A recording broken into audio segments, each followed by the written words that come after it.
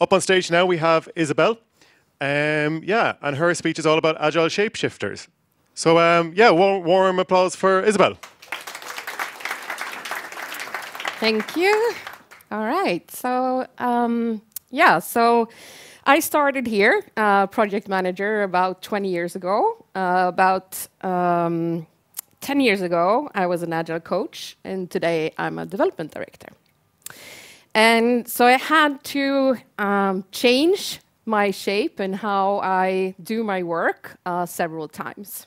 I've also been engineering manager, operations lead, and I have also been unemployed during this time.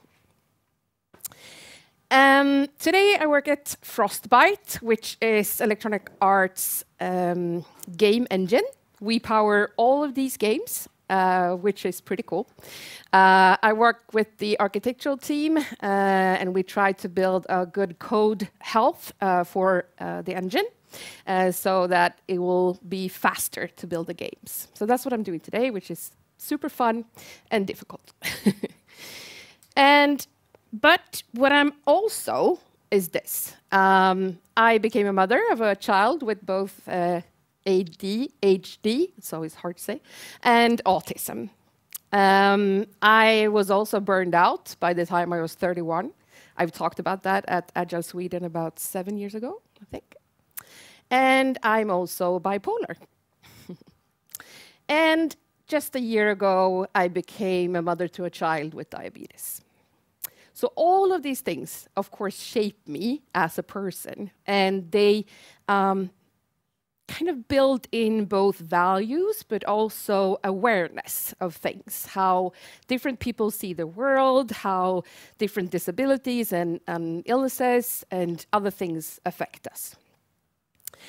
So I've tried to reshape, and I've done so in order to be able to take different types of roles, but not to the extent of this, where you kind of form yourself into a shape there where you don't recognize yourself anymore. I had this box, this specific one. It was fun to find it. It's quite, in the 80s, probably. And today, I mean, we're here. I asked AI what would be like the sorting box today. This is what I got. And so it's difficult today to know what shape that we need to be in order to kind of be suited for a role or to work with certain things. It's not easy. I know that. And when I was looking for a job just a year ago, I was, at the start, also in a shape that didn't really land me a job. So I had to kind of think outside that. But what I didn't do was change this, my values and beliefs. And I had to find an organization that I would feel like I could be myself, and with all of the values that I take with me.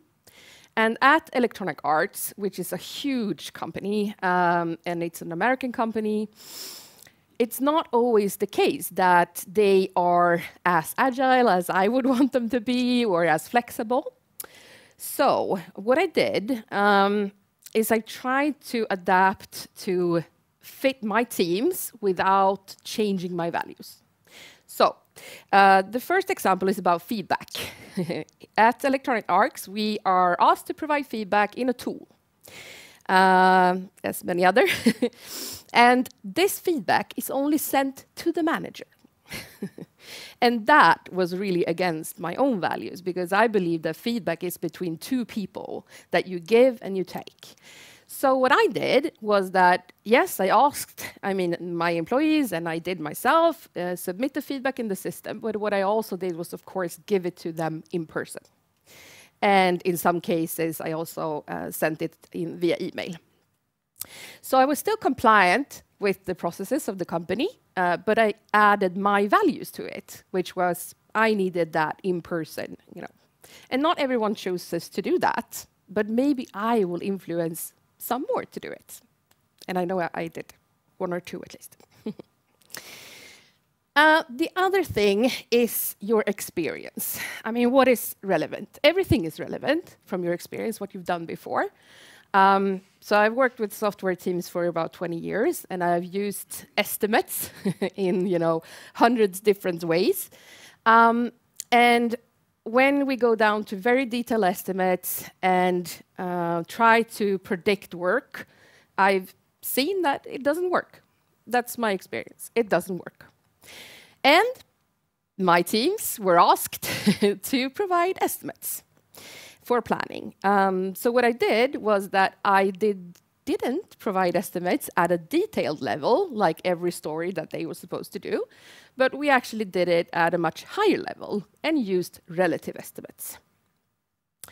And that can be difficult the first time. My team is fairly new, so it was the first time that they did it, about 6 months ago.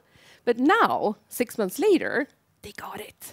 We're doing planning now, and I can see the numbers and if they were accurate or not.